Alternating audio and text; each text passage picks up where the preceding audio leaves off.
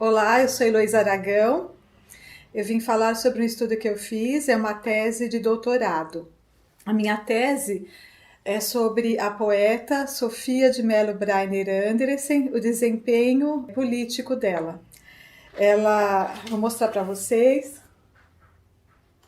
O título da tese é Militância Antifascista a partir da crise do Estado Novo, 1958-1974, análise do conto Jantar do Bispo e atuação na Assembleia Constituinte, 1975-1976.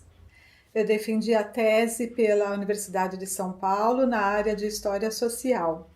Meu orientador foi o professor Dr. Francisco Martinho e eu tive a coorientação em Portugal do professor Dr. Joaquim Romero Magalhães.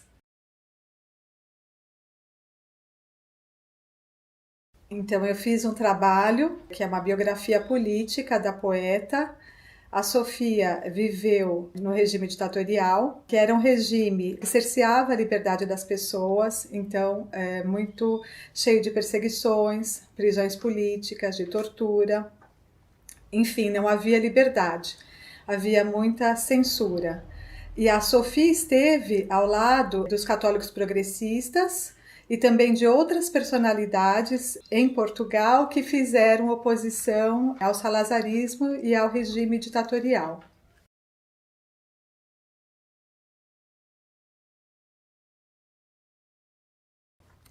O ano de 1958 foi muito marcante, foi um ano emblemático em Portugal, porque houve a campanha do general Humberto Delgado à presidência. As pessoas que se reuniam à volta, que desejavam ver esse general presidente, elas tinham uma esperança de uma abertura política. A Sofia esteve nessa campanha ao lado do marido Francisco de Sousa Tavares.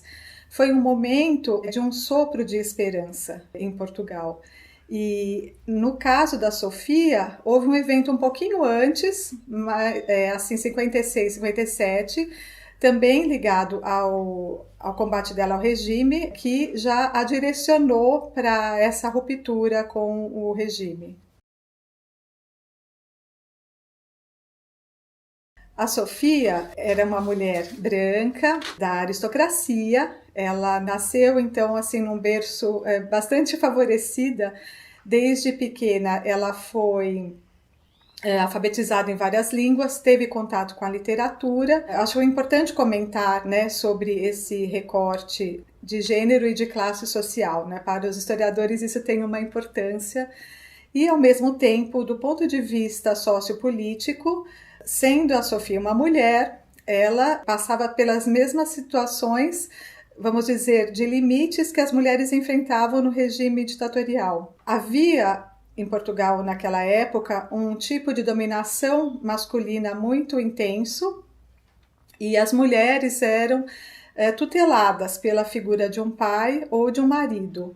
A Sofia participou, né, desse mesmo contexto. E esse contexto guardava para as mulheres um lugar sempre voltado ao ambiente privado, ao lar. O espaço público não era um espaço onde as mulheres deveriam circular ou se destacar. Então, nós podemos imaginar que fazer militância antifascista, fazer algum tipo de luta política, exigia um pouco mais das mulheres. A Sofia era católica e ela acompanhou o movimento dos católicos que paulatinamente foram se afastando do regime ditatorial e dos dogmas, vamos dizer assim, do Estado Novo. Ela teve contato com esse grupo, participou, e a Sofia também foi muito próxima, foi amiga do Dom Antônio Ferreira Gomes, o bispo do Porto.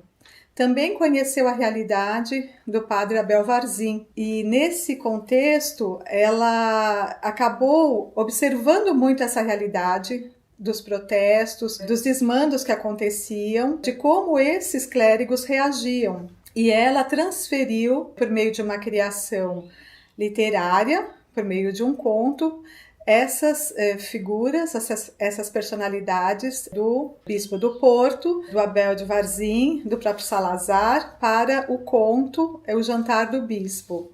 Então ela fez uma recriação literária dessa realidade. Este conto é muito conhecido em Portugal. Eu escolhi fazer a análise, né, desse conto justamente por esse contexto muito filiado, né, à atuação, ao desempenho dos católicos progressistas e pela qualidade, quer dizer, pela alta elaboração presente neste conto, em que nós, enquanto leitores, podemos perceber um embate muito grande entre as premissas do Estado Novo e, do outro lado, do outro polo, as transformações sociais propostas pelos católicos progressistas. Especialmente no conto, elas giram em torno da figura do bispo, a personagem do bispo, do abade de Varzim e da figura de que seria o homem pobre, né, ou Jesus. Eu também fiz uma leitura mais cuidadosa, mais detida, das personagens chamadas secundárias no conto, que são as mulheres, os criados, o filho do dono da casa, que é o João, é um garoto de 9 anos, e também do Pedro, o primo Pedro.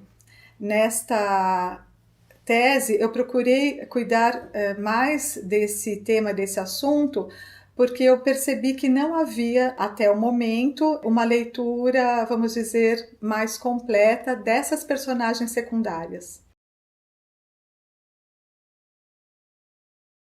A Sofia, ao lado dos católicos progressistas e também de outras personalidades que faziam oposição ao salazarismo, ela participou de vários debates e também assinou, né, teve participação em vários abaixo-assinados. Ao mesmo tempo, eu fiz uma leitura, vamos dizer, política, né, da amizade, naquilo que teve do aspecto político, das cartas que ela trocou com o amigo e poeta Jorge de Sena.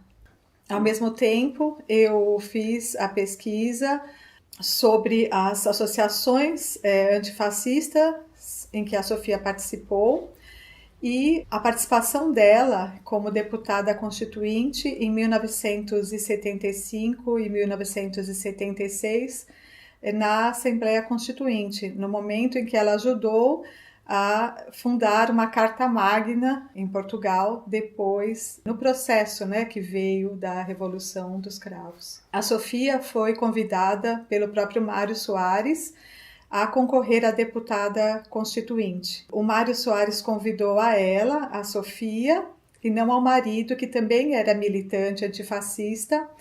E esse é um aspecto, assim, vamos dizer, peculiar, porque causou ali uma certa turbulência nas relações políticas, nas relações sociais entre o marido dela e o próprio Mário Soares.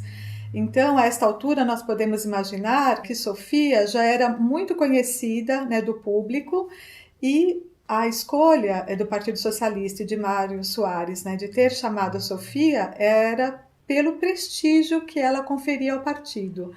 Ela realizou esse desempenho na Assembleia Constituinte, fazendo alguns debates que são muito conhecidos até pela força estética do discurso.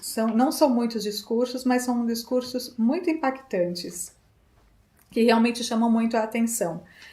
E ela se sentiu muito satisfeita em dar essa participação social, em ajudar a construir a Carta Magna de Portugal depois de tantos anos de ditadura. Foram 48 anos de ditadura em Portugal.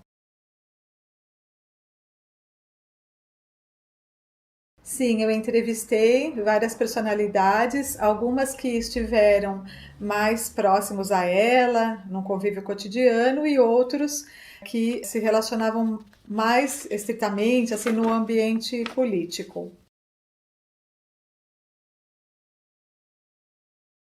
Eu quero agradecer essas pessoas e vou falar o nome delas agora. A primeira personalidade é Francisco Fanhais, eu devo um agradecimento enfático a ele, porque depois de ter me concedido a entrevista, ele me passou outros contatos, e aí foi possível realizar a sequência que eu tinha planejado. Também entrevistei Frei Bento Domingues, o Nuno Teotônio Pereira, em memória, porque ele já é falecido, eu agradeço, a Catalina Pestana, o Guilherme de Oliveira Martins, a Maria Luísa Sarsfield Cabral, a Dona Maria de Jesus Barroso, em memória, também já falecida, o José Manuel Mendes, a Maria da Conceição Moita e o Francisco Louçã.